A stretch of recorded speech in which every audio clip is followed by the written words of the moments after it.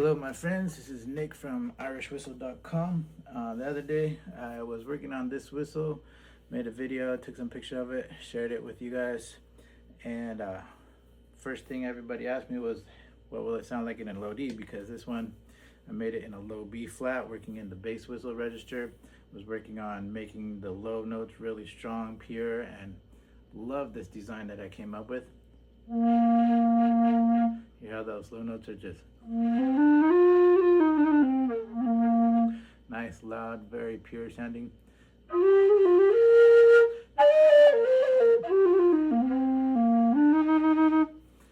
So I took your advice and I made a similar whistle in low D.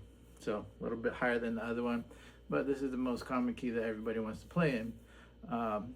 Took some design features from a bunch of different kinds of whistles, trying to combine a few things that I really like about those whistles. I really love the stability of the sound of the Copeland whistle, but at the same time, I feel like it didn't have quite some of that punchy edge that some of the other whistles have, like the old Overton, big hole Overtons, especially like what Davey Spillane plays. And so adding a few different design features, I've come up with this mouthpiece that's very different from any other whistle out there. I don't know if you can see how that construction is. I've cut off the sides, top and bottom of this to make it a little more ergonomic in the mouth while maintaining some height here so that there's a bit of a wall around the window, similar to what the Copelands had. But I've widened the window just a little bit and done a few other things to make this have a combination of sounds. Also, it is tunable, comes all the way apart if you needed to, two pieces there. And let me show what it sounds like.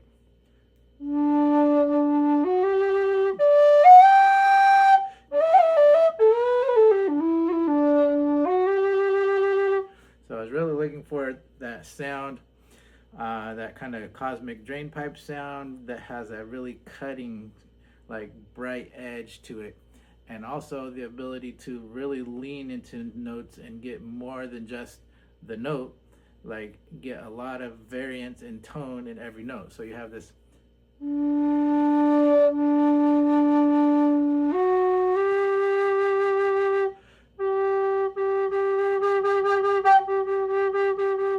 a lot of variation in the tone of every note.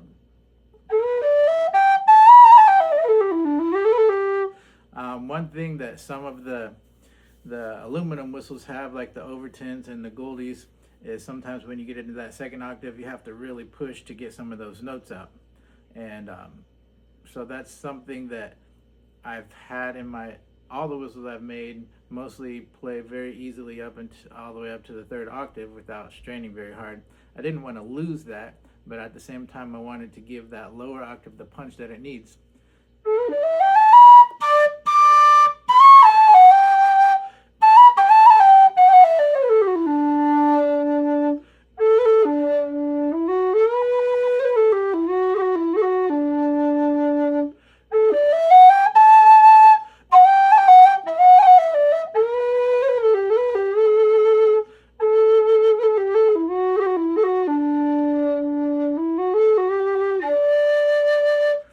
So another thing I wanted to take care of was a lot of the metal whistles have a problem where they clog up with moisture in the windway. That's because, cool metal, warm air causes moisture to bead up. So I've been working with other materials and wanted to use these man-made materials. This is Delrin and CPVC, both of which I can easily get a lot of for not too much, so that will allow me to keep the cost down on this whistle. And it also takes care of the windway having moisture building up in it. I've done a few experiments with other methods in the past, putting Teflon on the inside of the windway. That takes a lot of work, and so I was interested in making a whistle that wouldn't be an extreme amount of work to make, but would still solve that and wouldn't be affected by moisture, temperature, humidity. You want to take this thing outside, you want to play it in the snow, in the winter, in the rain, in the summer, in the heat.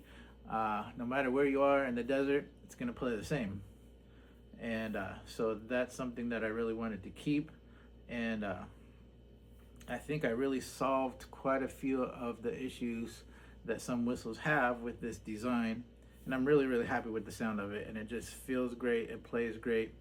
And it really comes to life, has a lot of volume and a really, really good tone.